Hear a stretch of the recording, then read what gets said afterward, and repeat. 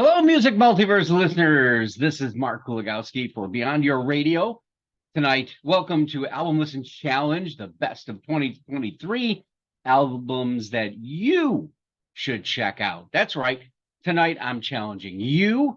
My panelists will be back next week to battle more of the best of 2023, and you'll be there with them, but I can't possibly get to all these records, and not in writing on the blog, and certainly not in the shows with only a few weeks remaining in the year. And with releases still coming out like Peter Gabriel's I.O., you got Andre 3000, which just dropped the last Friday, Car Seat Headrests, Faces from the Masquerade, Dolly Parton's new rock record, and probably a few more other surprises for sure. So since we're nearing the end of the year, I want to showcase some albums that might pique your interest, change your favorites maybe, expose you something unique. But before I do that, if you're new to the channel or haven't subscribed yet, please do so, because by clicking subscribe, you'll be notified like shows like this, Album Review Saturdays, and panelists' favorite shows, Album Listen Challenges, catalog review shows, and starting December 9th, each and every day, the countdown for the best 23 albums of 2023, ending on New Year's Eve. Now, don't get me wrong. I love my panelists, and I have a lot of fun with them, and they have influence, no question, because sometimes their opinion does matter, and it's sculpted some of my listening changes and positions of albums, and more listens have even made more changes. And, of course, new albums coming out, more juxtaposition. But ultimately, Beyond Your Radio is my baby and my decision alone for those best of 2023. But they'll get their chance to put their favorites together at the year end of December 29th of 2023, panelists' favorite show, Best Albums of the Year from the panelists, which I'm sure will be an interesting show because most of the panelists are going to be in town. Who knows? They could all be at my house somehow. I'm going to start with Album Review Saturday.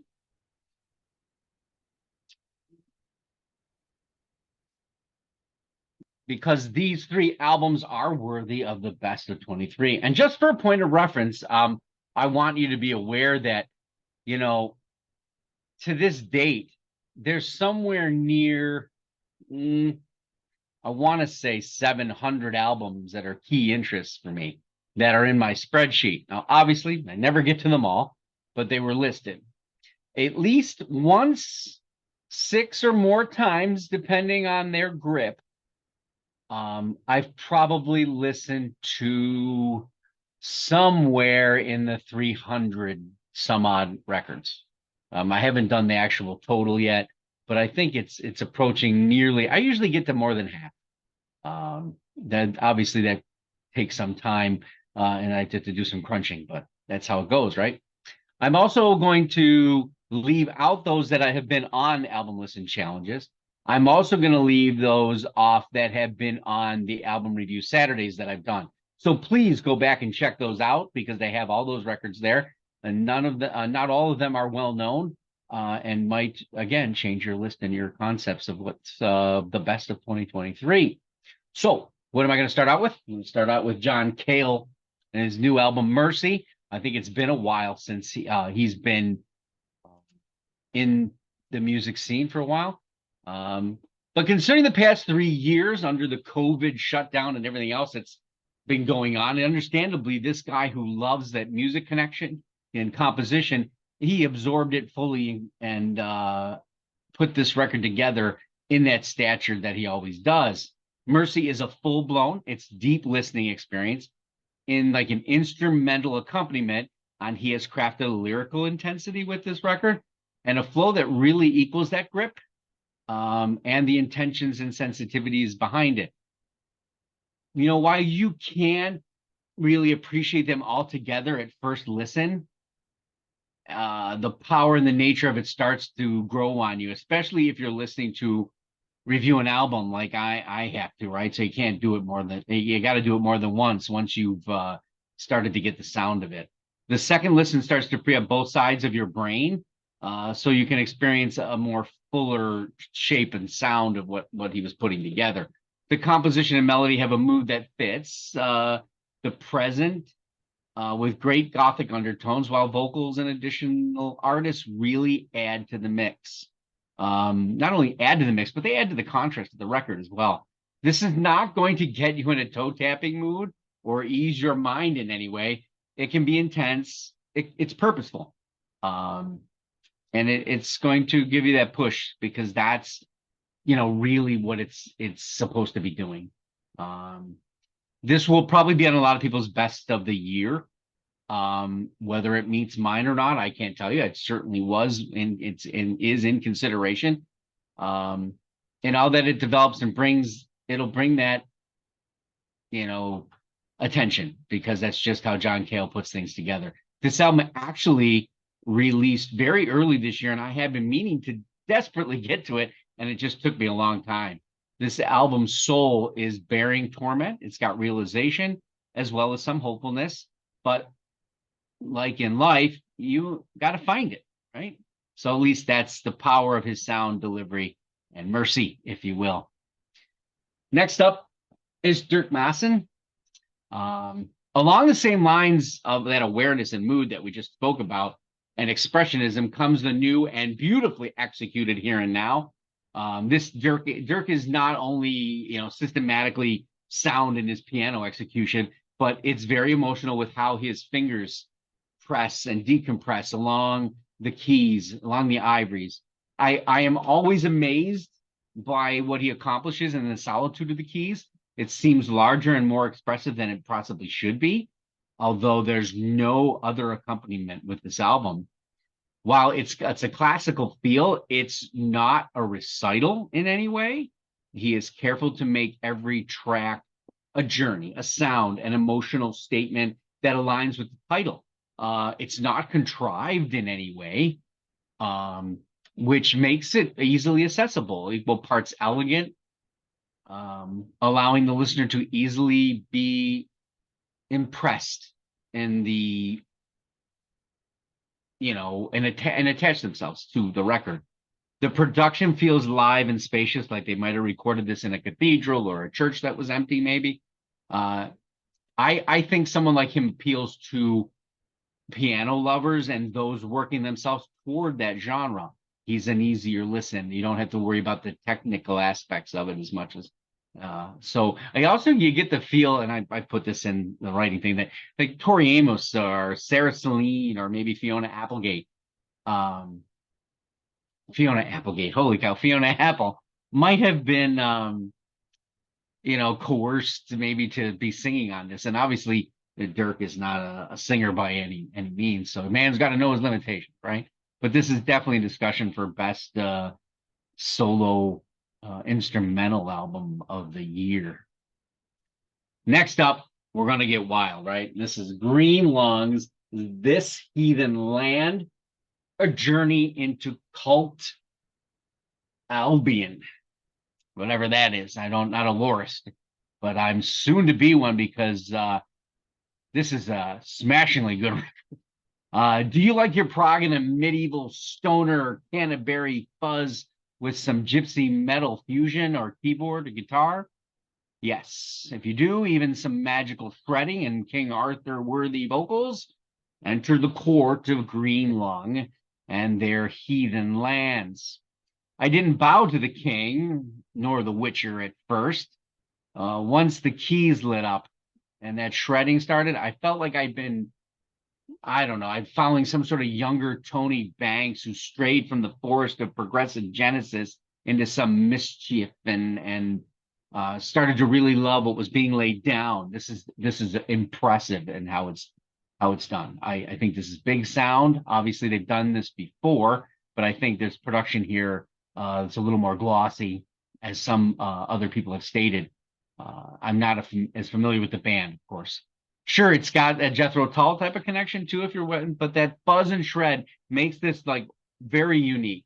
It's a very unique listen that could reach a very very wide audience of variable progressive rock, even metal, in some instances. So it's a barn burner. I was shocked at how much I enjoyed it, and it's getting a lot of press, and it's definitely getting a little bit more play, I think, over some of the medias. I would also like to mention that when it comes to the records that I do here, I normally do another couple of records. But since I'm doing this entire bombastic thing here right now, I'm just going to move on. I didn't do any audio because that would just slow down this whole thing. So I just want to reiterate a few that I've already mentioned because of my list through the halfway point of the year. The Cry, CRY, that's a very interesting record that has a unique piano-like instrument being played, and it's one of the best person who plays it in the world. I really think you should check that out. It's The Cry. It's their debut record. Bob Dylan's Shadow Kingdom, which I did review on the album review Saturdays. So check that out. Chef Jeff or The Grateful Dude did join me on that. That is a wickedly good album, and he is still putting out fantastic stuff. Maybe, in longevity, one of the greatest songwriters ever. High Priest Invocation, A Certain Ratio, 1982 is their record. King Howell's Homecoming, Moby's Resound New York City, Axis Ensemble, their album Pilgrimage to Lost Carcosa. Man, I wish I could have got that on the show, but 3 songs at an hour and 37 minutes. Our shows are long enough. Louis Post, Sleepwalker. Louis Post, obviously Veruca Salt. We were going to do that. It was set up to be done, and we had to bow out. My apologies to Miss Post. She's a very good artist, and she deservingly so should have been on Best of 2023. Please check it out. Also, another female, Olivia Jean, Raven Ghost. I did mention her in another show, but she is the girlfriend, or maybe married at this point, to Jack White. There's some influences there, but it's got a lot of goth and great vocal on it. She's someone to watch out for. She's very, very friendly radio-wise, or that familiarity. So it's a good record, really solid. Duskwood, The Last Voyage. It's another Ripple Music kind of stoner doom rock. Church of Misery, Born Under a Mad Sign, with a fantastic record. It's all about truth, true stories. Well, not true stories, but true people that were insane and did a lot of bad things. Of course, to the Church of Misery, normal hard blues. John Mellencamp's Orpheus Descending. If you love his new gravel voice, this is harkening back to the violinist who's back, and this really makes it a dynamic record, probably the best he's done in over a decade. Josh Ritter's Spectral Lines, Fellow White, among other things, sort of a country folk rocker, alt country. Jason Byler and the Baron von Belsky Orchestra. I mentioned Postcards from the Asylum many times. Still one of the best rock records of the year. Metallica's 72 Seasons. You can't have a list in a year that Metallica puts an album out, put Metallica on it. They do dynamic things. I don't care what anybody says. They're still one of the greatest metal bands ever put together, and they still continue to deliver despite, everything around them and the change of sound. The Golden Grass, Life is Much Stranger. It's another stoner rock. Archetypes Collide. Then Hardy's The Mockingbird and the Crow, country album, a little country rock, really good, solid record. Haken's Fauna, a progressive rock band, more modernized. They're really good. Grandson from Canada, I Love You, I'm Trying. And Mount Atlas, Poseidon, a burner of a stoner rock record coming out of Ripple Music. I think it was Ripple. So what else I got for you? Check out 20 Watt Tombstone, The Chosen Few. This is a heavy blues record. If you like ZZ Top, right? But you like it rough and tumble and hard with slide guitars that are just, I don't know, possessed by some sort of anger management class gone wrong, this is the record for you. It's short record. I think it falls at about 30 minutes, but each song is just ripping it up. The riffs and the tenacity of that slide guitar is simply amazing. Like Billy Gibbons was Possessed, but he's obviously not on the record, but you get my idea. This is definitely worth to check out. Semisonic's Little Bit of Sun. That's right. The return of Semisonic is a real hoot. Kind of reminds me of looking back at Mudhoney's record this year too.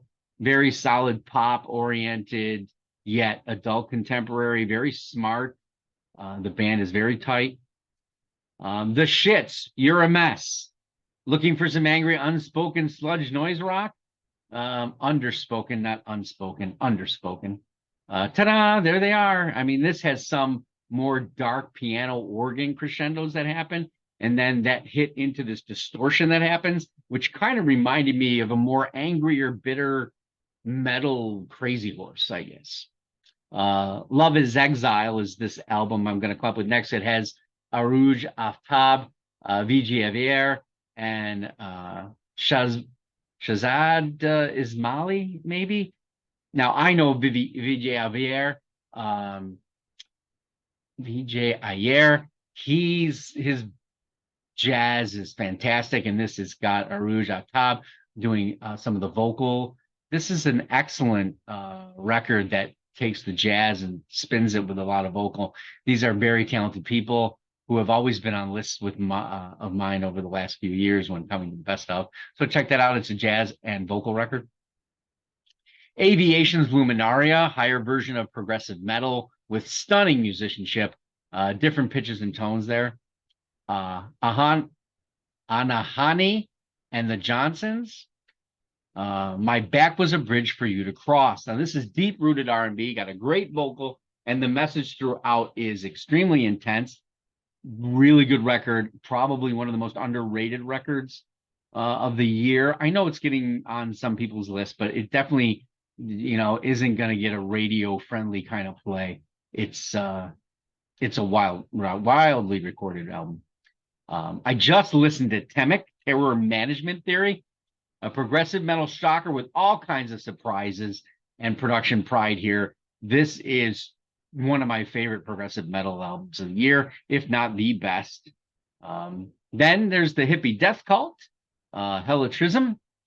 Get your stoner rock done right, and they definitely do that with some flair and even some surf to it, we'll say. Or you want to go heavier stoner? Okay, then why don't you go Baroness with Stone? Makes sense, right? Then there's Government Mules, Peace Like a River. You got that feel like Roll Me Like a Blues, Rockin' River. They do it. You've even got Billy Gibson on here. He's singing it, slaying it. It's a piano and organ banging and blues all over the place. This is a really good record. Government Mule is always very consistent, but I think this is just above that consistency that we've seen. Really check this record out if you're a person who was kind of missing out on Tedeschi trucks and wanted something. This is definitely in your wheelhouse and should be up there in albums of the year. I probably should have seen if I can get the panelists on that one. Then, of course, Nuclear Powered Trio, Wet Ass Plutonium. These guys are just fun, mind-numbing, fast, progressive metal. What they're doing, they're just having fun with it. I couldn't say no to putting that on my list, right? So here's some of the albums too that I haven't gotten to. The National's Laugh Track. Haven't gotten to the National. The Arkells, Laundry Pile.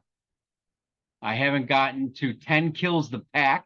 Thank you for trying Act 1 and 2. He's a Canadian singer-songwriter. I am going to try to get to that, and if I get it in and can sneak him into albums from the Leaf. Little Weirdo, Machine in Motion. That's a rap hip-hop artist. AJR has Maybe the Man, just came out last week. Another album that I did listen to, and I think you should note, Kurt Elling and Charlie Hunter's Super Blue, The Iridescent Spree, beautiful blues with jazz underscore. If you ever want to know what Charlie Hunter might sound like with a vocalist, this is your opportunity here. Jamie Branch, Fly or Die or Die, Fly or Die, World War. I don't even know what to expect from it, but it's on a lot of lists that I've seen recently. So that's what I got for you for now. But again, be on the lookout when we start December 9th, when I'll be hosting each show talking about countdown 23, 22, 21, 20, all the way down to number 1 on New Year's Eve. As always, we're on the web at www.beyondyourradio.com. We're on Facebook, Twitter, Instagram. We'd love for you to subscribe. Please like, comment, because that kind of drives the conversation. We would love to hear what your list is starting to look like, feel like, and you can always tell any one of us, an album that you listen to. Do you know these guys? How do you think I came up with Green Lung? Other people telling me, right? So anyway, I always thank you for watching these shows, and happy listening.